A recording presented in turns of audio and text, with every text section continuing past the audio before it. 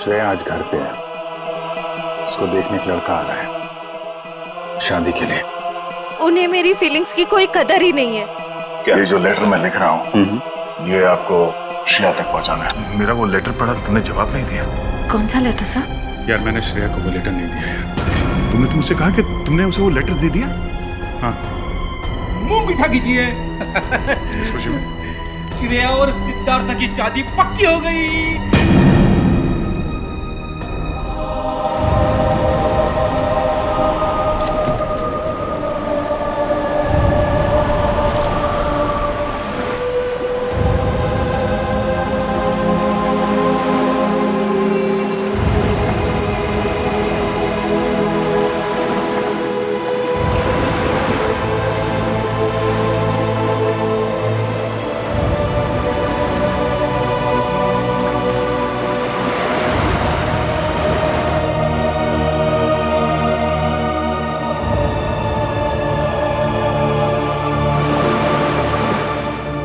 Sir बोलिए ना, क्या बात है? नहीं वो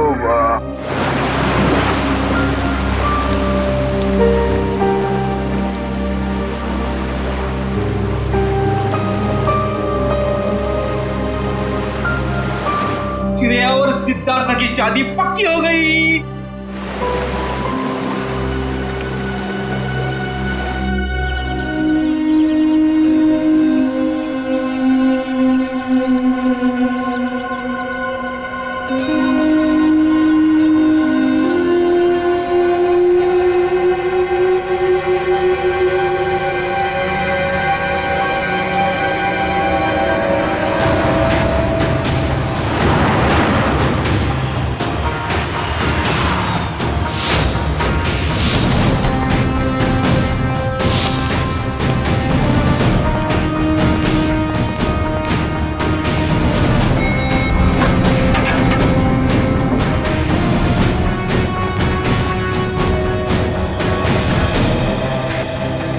कहाँ है लाश?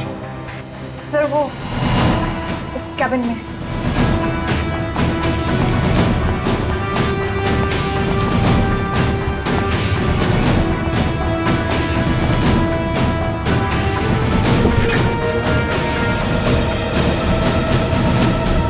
सर एक गोली लगी है सीने में।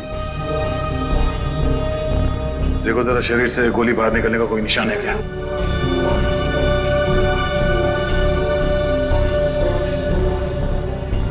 नहीं सर, कोई एग्जिट वोल नहीं है। गोली बाहर निकलने का कोई जख्म नहीं है।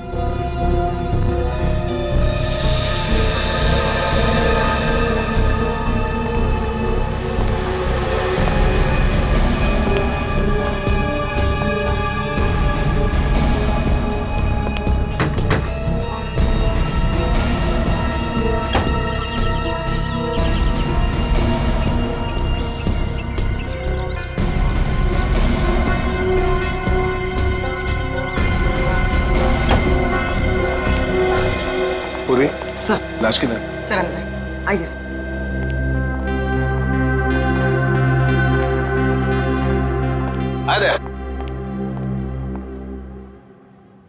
क्या बात है? तुम्हारा खास दोस्त कहाँ है? अभिजीत? इस आदमी के शरीर में गोली लगी है और कोई एग्जिट वुंड नहीं है। सब कमरे को अच्छी तरह से चेक करो। Excuse me. हाँ प्लीज प्लीज।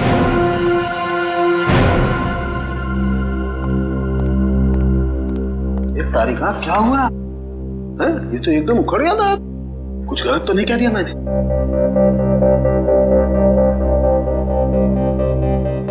कैसे हुआ ये सब? हमें नहीं पता है सर। क्या नाम है आपका? जी श्लोक। कितने लोग काम करते हैं यहाँ ऑफिस में? कोई 20-22 लोग। 20-22 लोग। दिन दहाड़े कोई आपके डायरेक्टर के कमरे के अंदर घुस जाता है, उसे मार देता है, और आप में से किसी ने कुछ नहीं देखा? सर मैं आपको सिर्फ इतना बता सकता हूँ कि जो कुछ भी हुआ है वो 1:30 से 2 के बीच हुआ होगा। खून किसने किया वो आप नहीं जानते। खून कितने बजे हुआ ये आपको मालूम है?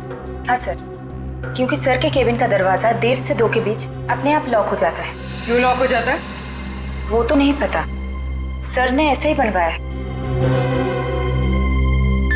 तो क्या करते क्या थे कैबिन में 1:30 से 2 के बीच? सर हो सकता है कि वो अपने वाइफ से बात करता हो और नहीं चाहता हो कि कोई उसे डिस्टर्ब करे।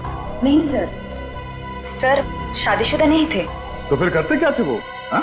पूजा करते थे, खाना खाते थे, क्या करते थे? सर वो घर से खाना खा के आते थे। और ये कैबिन का दरवाजा हर रोज ऐसे ही बंद होता था? जी सर। जी सर। तो फिर आज उसी दौरान उनका खून हुआ, ये आप लोग कैसे कह सकते हैं? सर ये शालिनी है। सर इनको अंकुश सर से मिलना था, ये दौड़ते हुए उनके केबिन में गए, लेकिन अरे शालिनी, तुम भाग के कहाँ जा रही हो? सॉरी रचना, वो बॉस से कुछ अर्जेंट काम है मुझे। सर से मिलने जा रही हो? लेकिन अभी तो 1:30 बजने वाले हैं, केबिन बंद हो जाएगा उनका। पता है, इसलिए तो जल्दी जा रही हूँ। Excuse me.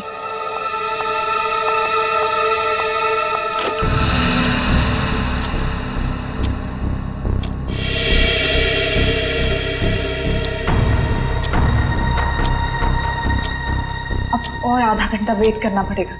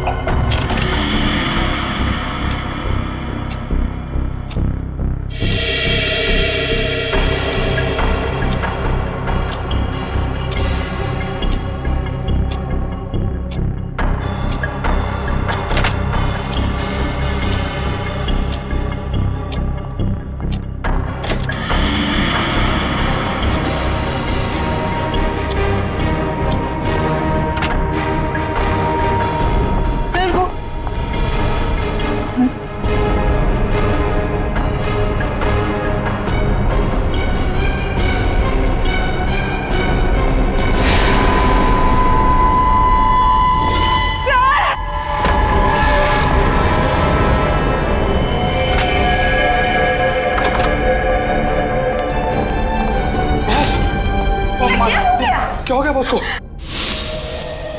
तो इसीलिए आप लोगों का मानना है कि दरवाजा बंद होने के बाद उनका खून हो? हाँ सर। सर कैबिन में कोई हथियार नहीं मिला। सर हो सकता है कमरे में कोई ऐसा मैकेनिज्म हो जिससे गोली खुद ब खुद चल गई हो।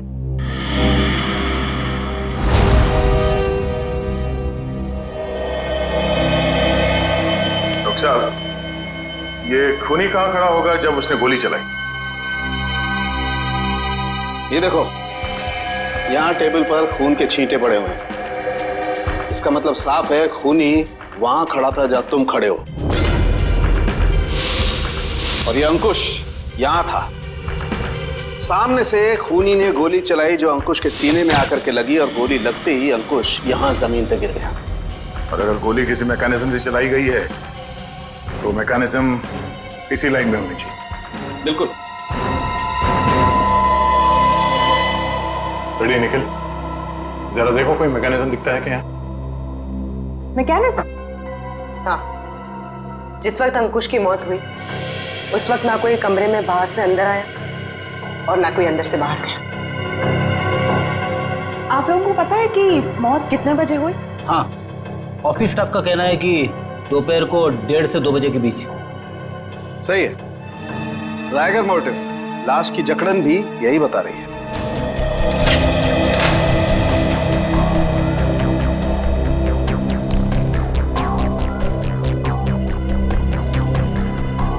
सर यहाँ तो कोई मैकेनिज्म दिख नहीं रहा। सर यहाँ भी ऐसी कोई चीज दिखाई दे नहीं रही है। कमरे में कोई आया नहीं और कोई मैकेनिज्म भी नहीं है, तो फिर इस आदमी को गोली लगी कैसे? कि ऐसा तो नहीं कि ये दरवाजा लॉक होने से पहले इसे गोली लगी? एक बात बताइए, आप में से किसी ने ये दरवाजा बंद होने से पहले अंकुश को जिंदा देखा था? No sir. नहीं सर। ठीक है, एक काम करो, शुरू से बताओ जब आपके बॉस अंकुश यहाँ इस ऑफिस में आए। सर वो बहुत परेशान थे और उन्होंने कृतिका को अपने केबिन में बुलाया। Okay sir, okay. रचना, क्या हुआ? बॉस बहुत ज्यादा गुस्से में है, कृतिका को अंदर बुलाया है।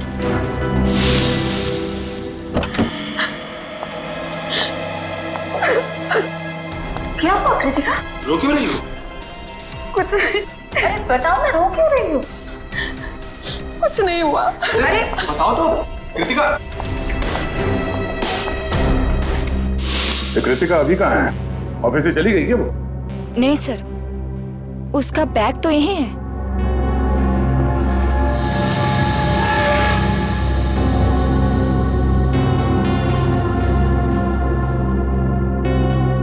जब कृतिका कैबिन से बाहर निकली तब अंकुश जिंदा था?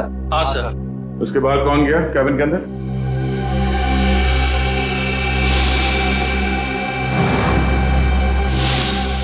देखिए, हम एक सवाल 2 बार नहीं पूछेंगे आप लोगों से। हम यहाँ ये पता करने की कोशिश कर रहे हैं कि आपके बॉस का खून किसने किया, और इसके लिए हमें आपके सहयोग की जरूरत है। और आपके ऐसे चुप रहने से कुछ हासिल नहीं होगा। इसलिए बताइए, कृतिका के बाहर आने के बाद अंकुश के कैबिन में कौन गया था? सर, त्र्यंबक, रचना और मैं। उस वक्त कितने बजे थे?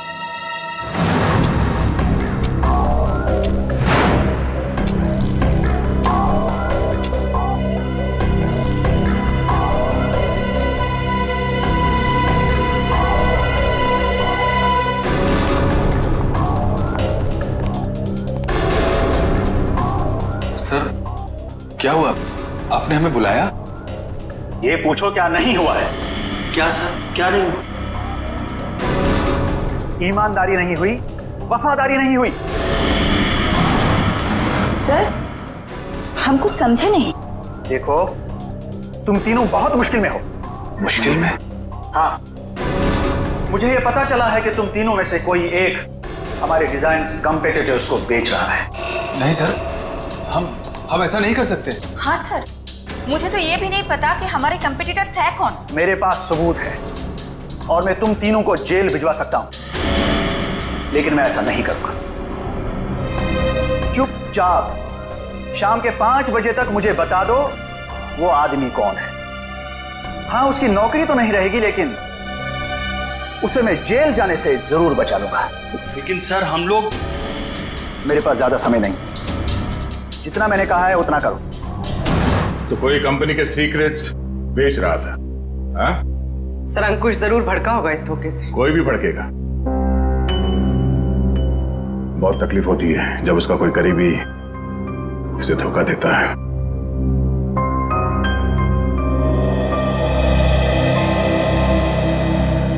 तुम तीनों में से कोई एक धोखेबाज है, वरना अंकुश सिर्फ तुम तीनों से पूछताछ क्यों करेगा इस बारे में? सर, हम बेकसूर हैं। कोई हमें फंसाने की कोशिश कर रहा है। तुम लोगों ने ही मारा है अंकुश को, और अब ये बेकसूर होने का नाटक कर रहे हो। नहीं सर, हम सच कह रहे हैं। अच्छा, वो तो हम पता लगा ही लेंगे कि क्या है सच और क्या है झूठ। तुम कितने बजे अंकुश के कैबिन से बाहर गए थे? सर, यही कोई 1:15 हो रहा होगा। और वो जिंदा थे जब तुम बाहर आई? हाँ मैम। जी। तो उसके बाद कौन गया था कैबिन में? सर, मुझे पता नहीं है। मैंने किसी को जाते हुए नहीं देखा सर। मैंने भी किसी को अंदर जाते हुए नहीं देखा।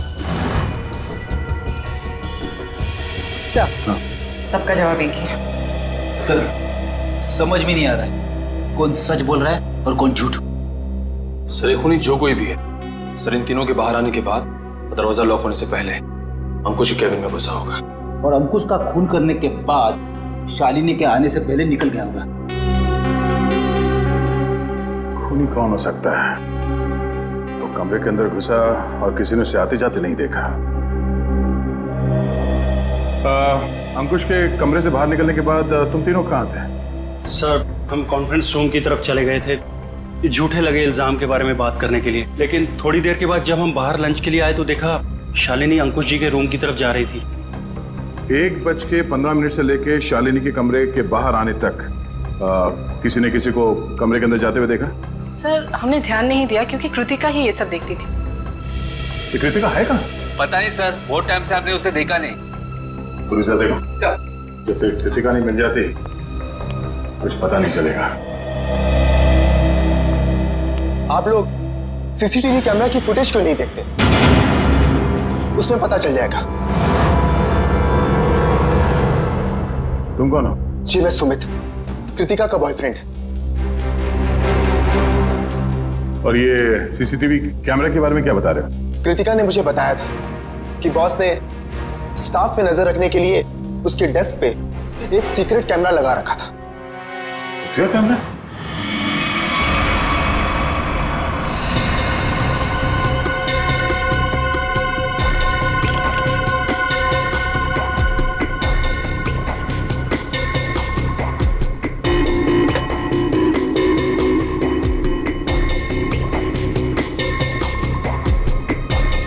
यहाँ पे तो कोई कैमरा दिख ही नहीं रहा है। खुफिया कैमरा है, छुपा के रखा होगा।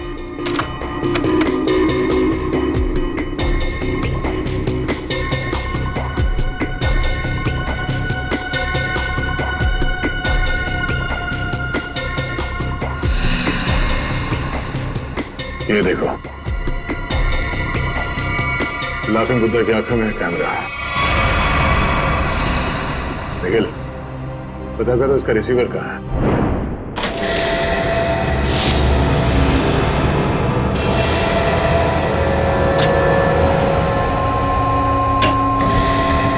मैम! आशिता, मैम ये देखिए। अरे कृतिका, कृतिका, संभाल के। कृतिका, जाओ। कृतिका, कृतिका। क्या हो गया? सर इसने आत्महत्या करने की कोशिश की। सर जहर निकाल। इसे हॉस्पिटल ले जाना होगा। नीचे एम्बुलेंस उसमें डालो, जल्दी। कृतिका, ठीक है। एक मिनट, ले जाओ इसे। ठीक क्या हुआ? संभाल के। निखिल, उस खुफिया कैमरे का रिसीवर मिला? हाँ सर, उस सीक्रेट कैमरा का ये सब मिल गया है। गुड, जरा फुटेज प्ले करो। देखते हैं रचना, त्रिंबक और श्लोक के निकलने के बाद अंकुश के कमरे में कौन गया था।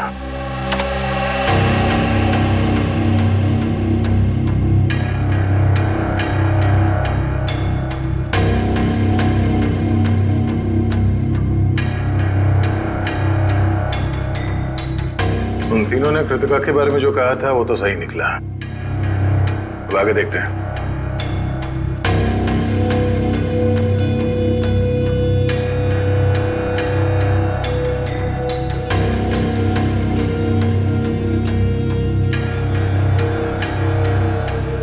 देखते हैं इस खुफिया कैमरे की आंखों ने ऐसा कुछ देखा है कि जो यहाँ काम करने वाले 20-22 लोगों ने नहीं देखा, और अंकुश की मौत हो गई।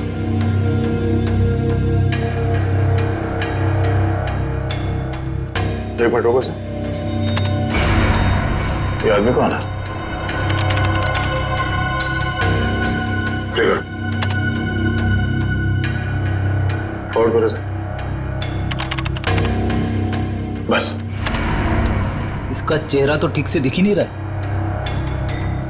ये आदमी कैबिन के अंदर गया एक 20 को, बाहर निकला एक 25 को, और बड़ी हड़बड़ाहट में निकला है बाहर। निकले, काम करो, ऑफिस स्टाफ मेंबर्स को बुलाओ, और हाँ, उस वॉचमैन को भी लेके आओ अंदर।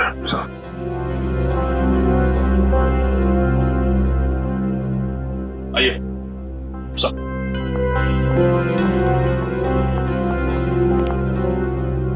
देखिए, इस आदमी को पहचानते हैं आप? नहीं सर, हमने इन्हें कभी ऑफिस में नहीं देखा। तुम? नहीं सर, इससे पहले मैंने कभी इसे देखा नहीं। श्लोक? नहीं सर, मैंने भी इसे नहीं देखा। वॉचमैन, तुम तो एंट्रेंस में थे, तुमने तो देखा होगा इस आते जाते। हाँ, पहचानते हो कौन है? नहीं सर, मैंने इसे कभी नहीं देखा। अरे तो फिर ये अंदर आया कैसे? उड़ के आया क्या? मेरा एक फोन आया था, मैं 5 मिनट के लिए थोड़ी दूर चला गया था, शायद ये तब आया होगा। अच्छा, निखिल, एंट्रेंस में जो कैमरा है उसका फुटेज चेक करो।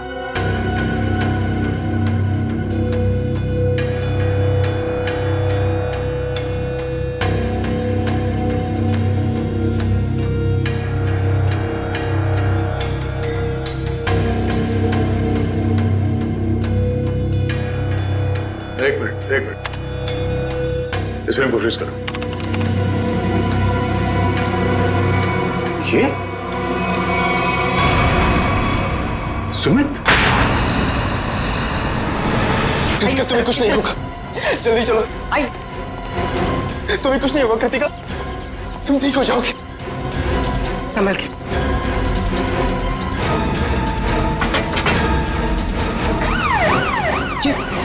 नहीं जा रहा।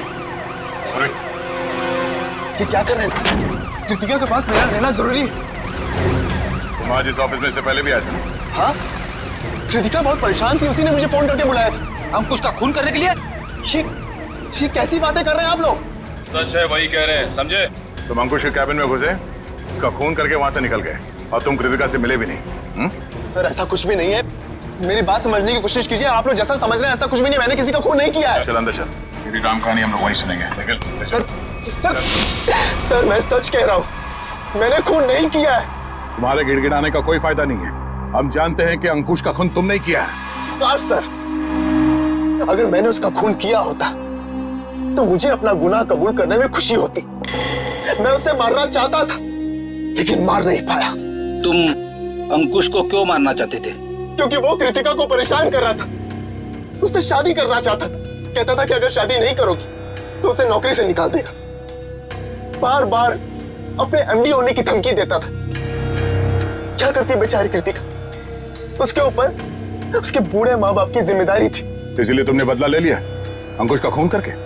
नहीं सर, तब मुझे कृतिका ने बुलाया था, वो बहुत रो रही थी।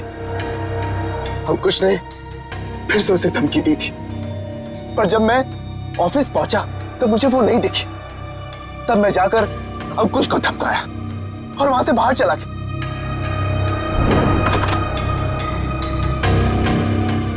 कौन हो तुम?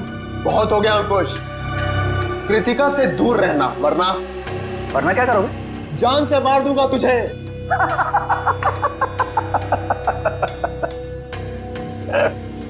अरे जा, जो करना है कर, कृतिका सिर्फ मेरी बनेगी।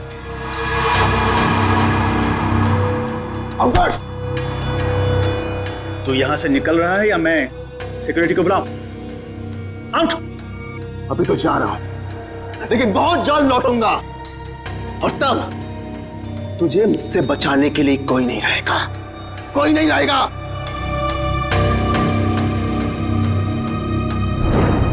हमारे पास सबूत है, तुम 1:20 में अंकुश के कमरे के अंदर गए थे और ठीक 1:25 को बाहर निकले थे। क्यों? फिर भी मैं बार बार यही कहूंगा कि मैंने खून नहीं किया है। देखो सुमित, दया सर को गुस्सा मत दिलाओ, सीधी तरीके से मान जाओ कि खून तुमने किया है। क्योंकि तुम्हारे जाने के बाद यहाँ की स्टाफ शालिनी जब कैबिन में गई तब अंकुश मरा पड़ा था। सर मेरा विश्वास कीजिए, मैंने खून नहीं किया है, प्लीज मेरा यकीन कीजिए आप लोग। याद देखो। सर, गन पाउडर की स्मेल, स्प्रे देना। एक मिनट,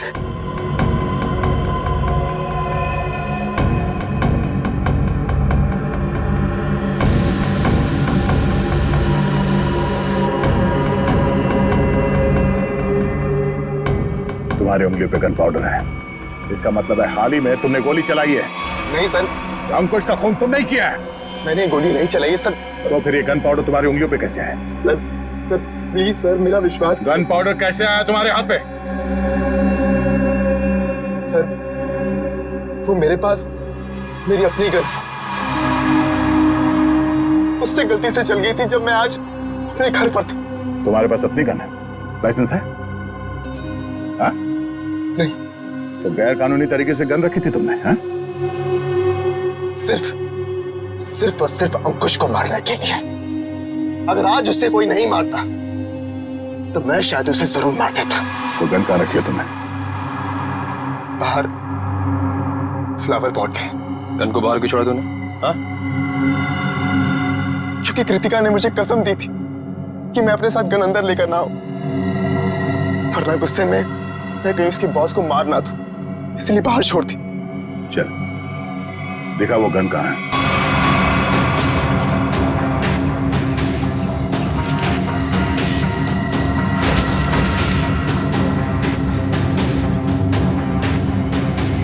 तुम्हारी का? हाँ सर।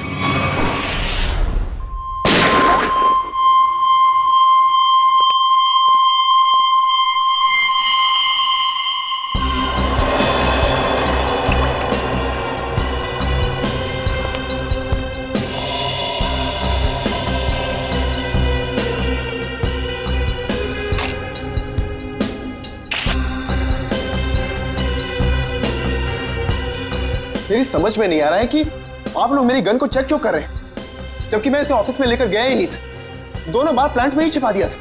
तुम कितना सच बोल रहे हो कितना झूठ, अभी पता चल जाएगा। भैया तो मैच होती।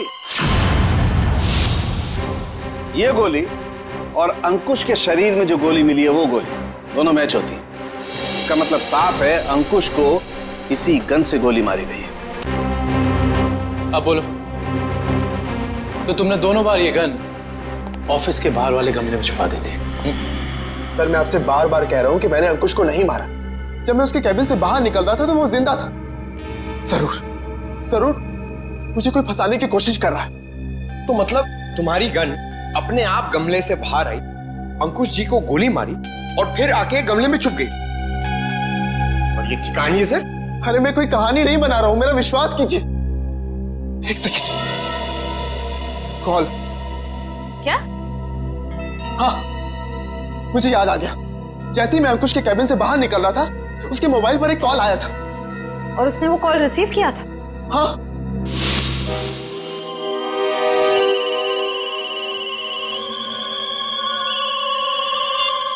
हाँ बोल।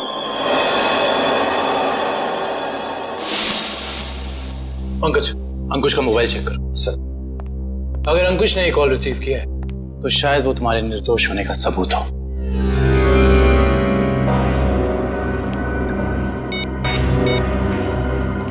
सर, अंकुश को 1:25 पे कॉल आया था सर, और 7 मिनट तक कॉल चली। 7 मिनट? 1:25 को कॉल आया था। दरवाजा बंद होता है ठीक 1:30 बजे, यानी कि दरवाजा बंद होने के 2 मिनट बाद तक ये कॉल चला। सर, शायद वो जिंदा था। पंकज, इस नंबर पर कॉल करके चेक करो कि वाकई इस आदमी की अंकुश से बात हुई थी कि नहीं।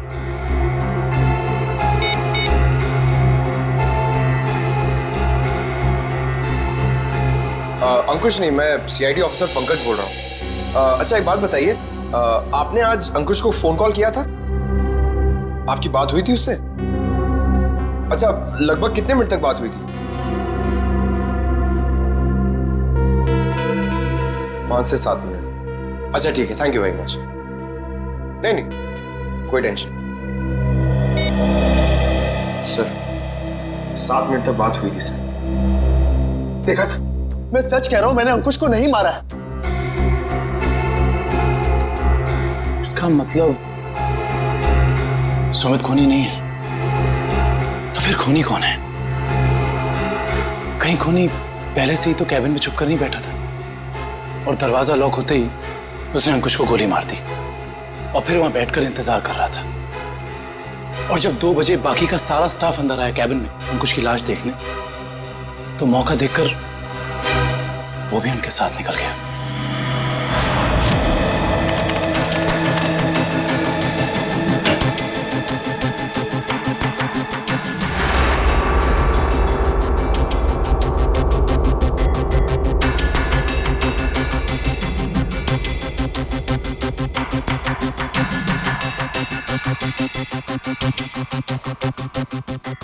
ये देखिए सर, शालिनी के चीखने के बाद जो 6 लोग कैबिन के अंदर आए थे वही 6 लोग कैबिन से बाहर गए। इसका मतलब है कैबिन के अंदर कोई छुपा हुआ नहीं था। कैबिन के अंदर कोई छुपा हुआ नहीं था। इस दरवाजे से कोई अंदर नहीं आया और अंकुश इस कमरे में अकेला था जब ये दरवाजा बंद हुआ। तो इस कमरे के अंदर आने का इस दरवाजे के अलावा सिर्फ एक ही रास्ता है, वही ये खिड़की।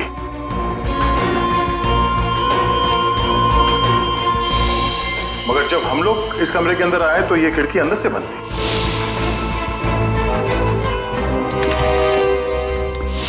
तो अगर हम ये मान के चले कि कोई इस खिड़की के जरिए अंदर आया है तो नीचे से ऊपर आना तो बहुत मुश्किल है, और किसी ने तो देखा ही होगा उसे ऊपर आते हुए। दूसरा रास्ता बचता है ऊपर टेरेस से।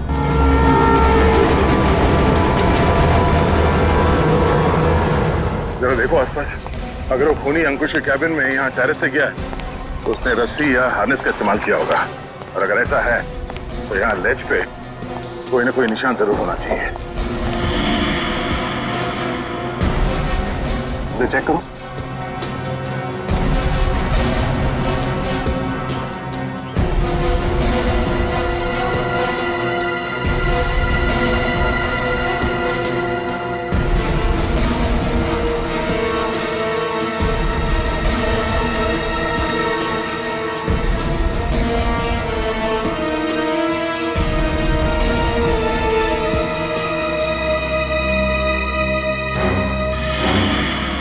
ये देखो, यहाँ पर निशान है। ये निशान, उसने रस्सी को यहाँ से बांधा और यहाँ से नीचे उतरा, क्योंकि ठीक नीचे यहाँ पे अंकुश का ऑफिस है। और फिर रस्सी सपोर्ट के लिए शायद वहां उस पे बांधा होगा। ये देखो, रस्सी के घिसने का निशान है यहाँ पे। इसका मतलब है उसने रस्सी यहाँ इस पाइप पे बांधा और वहां से नीचे अंकुश के कैबिन में गया।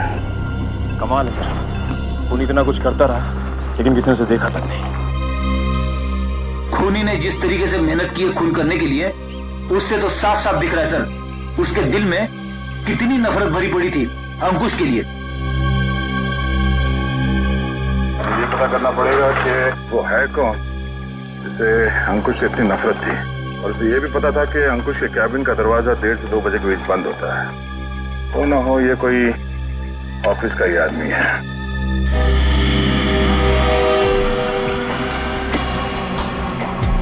खूनी टेरेस से रस्सी के सहारे नीचे उतरा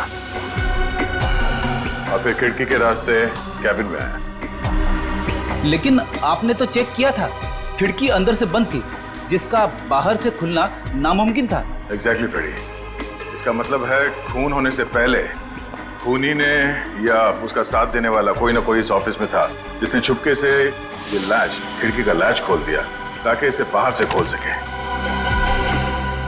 फिर सर खूनी ने खिड़की को अंदर से लॉकअप किया। ये शायद तब हुआ होगा जब ऑफिस के बाकी के स्टाफ मेंबर्स अंकुश की लाश देखने के लिए कैबिन के अंदर घुसे। खूनी यहाँ से अंदर आया और उसने अंकुश को गोली मार। गोली चलने की आवाज नहीं आई, शायद गन पे साइलेंसर लगा हुआ था। और फिर अपना काम करने के बाद खूनी वापस इस खिड़की से ऊपर चला गया। मगर खूनी ने एक गलती कर दी। वो क्या सर? लैच। जब उसने खिड़की खोलने के लिए ये लैच ऐसे खोला होगा, जाहिर सी बात है उसने ग्लव्स पहनने की तकलीफ नहीं की होगी। इसका मतलब खूनी के उंगलियों के निशान उस लैच पे है। हाँ फ्रेडी, और अब ये उंगलियों के निशान ही हमें खूनी के गर्दन तक ले जाएंगे।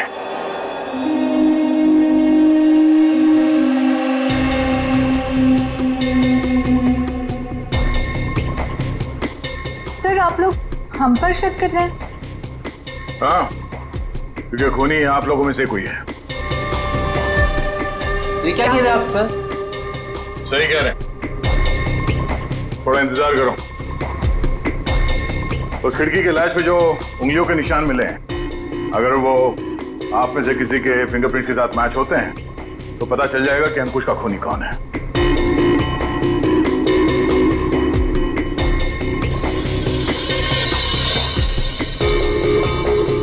ठीक, आप जाइए, आप आइए।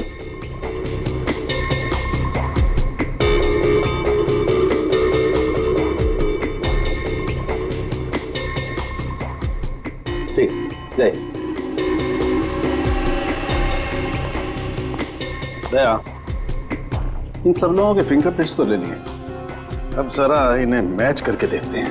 ठीक है सर। हाँ?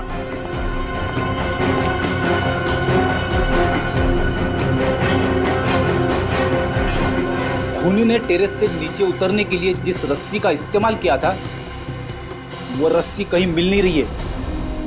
अच्छा, रेडी? वो रस्सी यहाँ ऑफिस में होनी चाहिए। ढूंढो, देखो कहाँ है वो रस्सी। सबसे बड़ा सबूत है, इस फिंगरप्रिंट से भी ज्यादा बड़ा। अगर वो रस्सी मिल गई तो समझ लो खूनी अपने आप अपने हाथ आ जाएगा।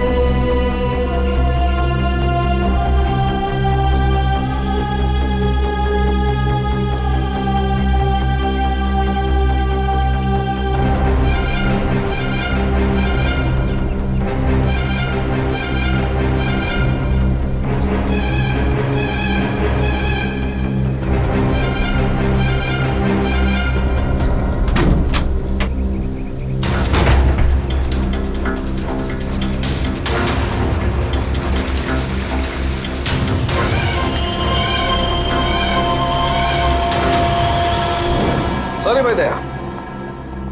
क्या हुआ सर? डॉक्टर तारिका,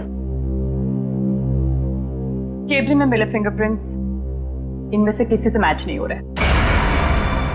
ये कैसे हो सकते हैं डॉक्टर तारिका?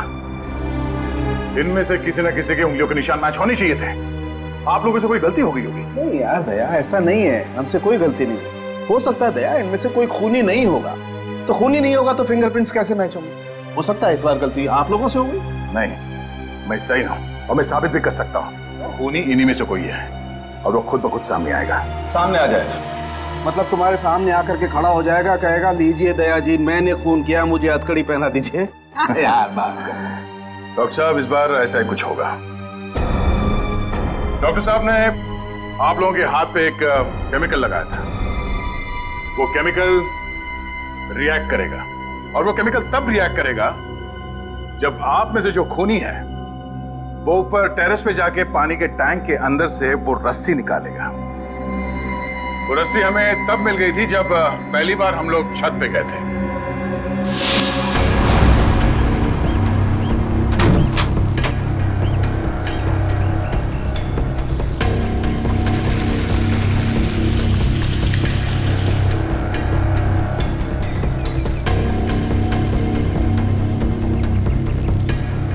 पूरी तैयारी के साथ आया था। उस रस्सी पे हमने एक केमिकल लगाया है और वो केमिकल तब रिएक्ट करेगा जब आप लोगों के हाथ पे लगा हुआ केमिकल उसके कांटेक्ट में आएगा। आप लोगों के हाथ चमकने लगेंगे अंधेरे में। Lights off.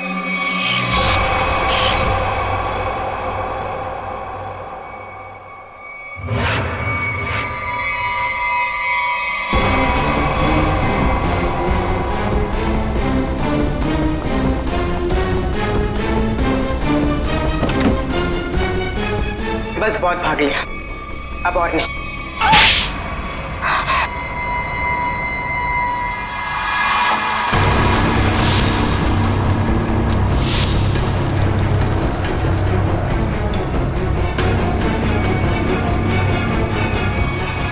तुमने अंकुश को क्यों मारा? तुम ही कंपनी के सीक्रेट्स बेच रही थी ना?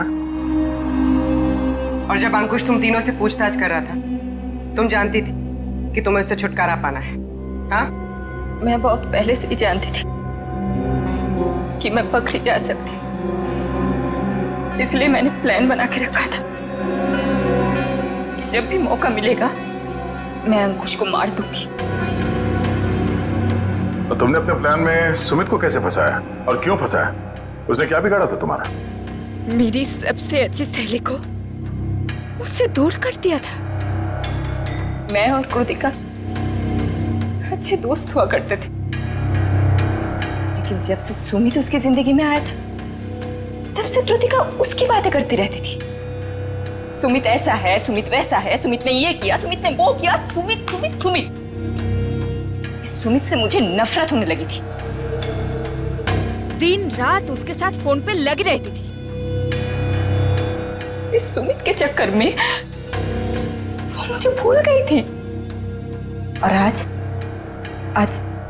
सर के केबिन से निकलने के बाद कृतिका ने जब सुमित को फोन करके बताया कि गन को कहीं छिपा देना, मैं अपनी सहेली को मैं वापस पाना चाहती थी। और यही सही मौका था सुमित को फंसाने का।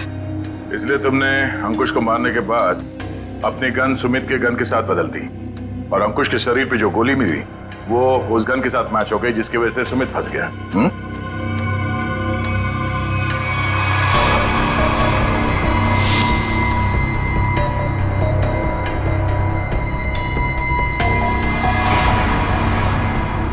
और जब अंकुश अपने कैबिन में तुम तीनों पे भड़क रहा था, उस वक्त तुमने चुपके से उस खिड़की का लैच खोल दिया।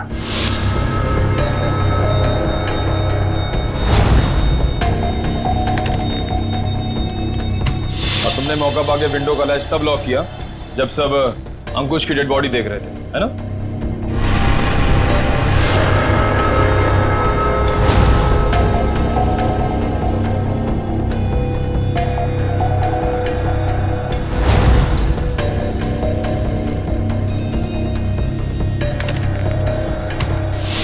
तुम्हें कैसे मालूम कि सुमित के पास कौन सी गन है? कृतिका ने मुझे एक बार बताया था कि सुमित ने एक नई गन खरीदी है। ठीक वैसी गन मैंने भी खरीदी। और आज जब सुमित दोबारा ऑफिस में आया तो मुझे पता था कि वो गन फिर से कहीं बाहर रख के आया होगा। और मौका मिलते ही मैंने वो गन बदल दी। क्या फायदा हुआ तुम्हें ये सब करके? हाँ? तुमने एक दोस्त खो दिया और साथ में अपनी आजादी भी। पूर्वी, ले जाओ इसे। सर।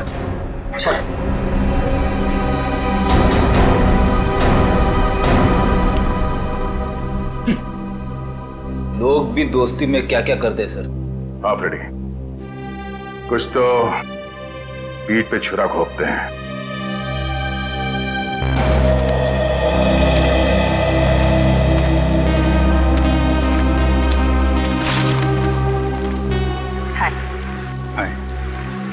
झूठ बोला तुमने दया से? हाँ, भाई जैसा ना वो तुम्हारा, इस तरह से दिल दुखाया? कैसी बात कर रहे हो तारिका? मैं तो सपने में भी उसका दिल दुखाने की नहीं सोच सकता। उसको दुख ना हो इसलिए मैंने झूठ बोला। अभिजीत, झूठ के पैर नहीं होते, वो ज्यादा दूर तक चल नहीं सकता। तुम्हें दया को सब कुछ सच सच बता देना चाहिए था। बताया था मैंने सच उसे, कड़वा सच। मैं सिर्फ ये जानने आया था कि श्रेया ने उस लड़के को हाँ बोला है या नहीं। नहीं, वो हाँ बोल दिया श्रेया ने। लेकिन जब मैंने दया का चेहरा देखा, लगा जैसे किसी गोली ने उसके सीने को चीर दिया है।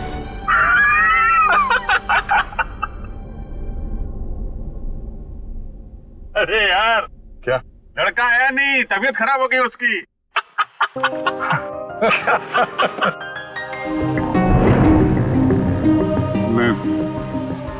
मैं दया को इस हालत में नहीं देख सका। मैंने बात पलट दी। मैंने कहा कि मजाक था। सिद्धार्थ का परिवार तो आया ही नहीं। मैं जानता हूं ये गलत है तारिका, लेकिन ये गलत उस समय मुझे सही लगा। और दया का इतना इंपॉर्टेंट लेटर श्रेया को ना देना ये भी तुमको सही लगा? क्या लगता है तुम्हें कि मैं जानबूझ के ये सब कर रहा हूं? मैं नहीं चाहता दया और श्रेया आए तुम। दुनिया मुझे कुछ भी कहे, मुझे कोई फर्क नहीं पड़ता, लेकिन तारिका तुम मुझे गलत समझ रही हो। बहुत दुख हुआ मुझे, बहुत दुख हुआ। गया था मैं श्रेया के घर वो लेटर लेके। नमस्ते अभिजीत, तुम कौन हो? अंदर आओ। श्रेया से थोड़ा काम था, वो है क्या? हाँ है, बैठो, मैं उसे बुलाती हूँ। बैठ जाओ।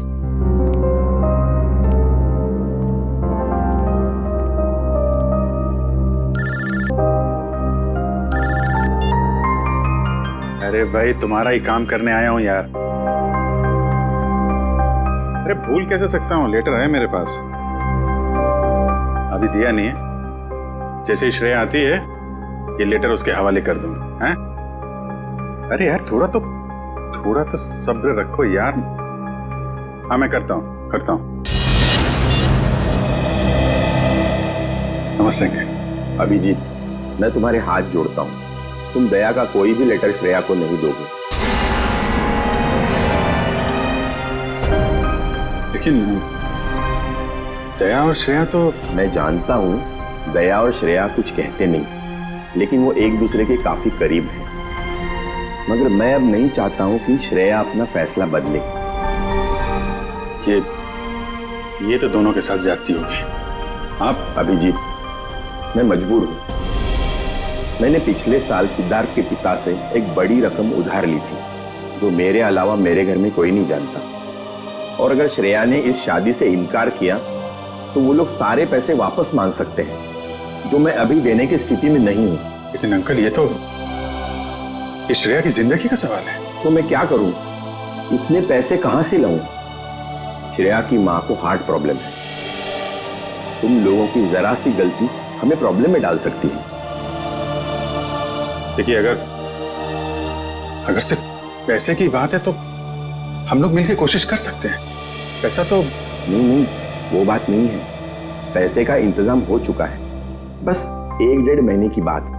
एक बार मैं उनके सारे पैसे लौटा दूं, उसके बाद तुम ये लेटर श्रेया को दे देना।